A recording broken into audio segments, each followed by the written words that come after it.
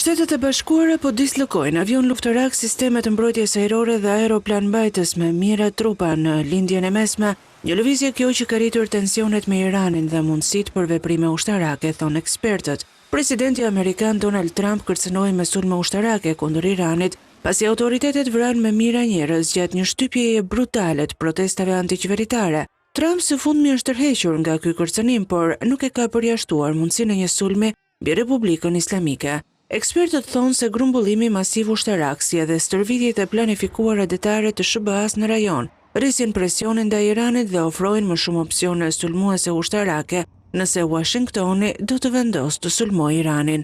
Ekspertët thonë se mundësia për sulm amerikan në Iran është shumë e madhe, duke patur parasysh grumbullimin shumë agresiv ushtarak pranë gjirit persik. Aeroplan mbajtësia USS Abraham Lincoln dhe 3 luftanie të tjera sulmi janë nisur drejt lindjes së mesme, me më shumë se 5.000 trupa ushtarake në bord. Komanda qendrore amerikane ka thënë ndërkohë se avionët luftarak F-15E Strike Eagle janë dislokuar në rajon.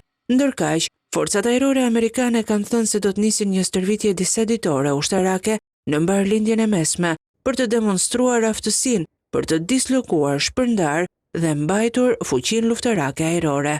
Ky aktivitet ngjason me ato të vitit kaluar kur SBA dërgoi asete ushtarake në rajon para se Izraeli dhe më pas edhe Washingtoni të kryenin sulme ajrore që shënjestruan objektet bërthamore të Iranit. Garda Revolucionare Islamike, dega elitare e forcave të armatosura të Iranit, ka reaguar duke rritur nivelin e gatishmërisë dhe duke u bërë thirrje grupeve të armatosura që mbështeten nga Irani në Irak, Liban dhe Yemen që të mbështesin Teheranin.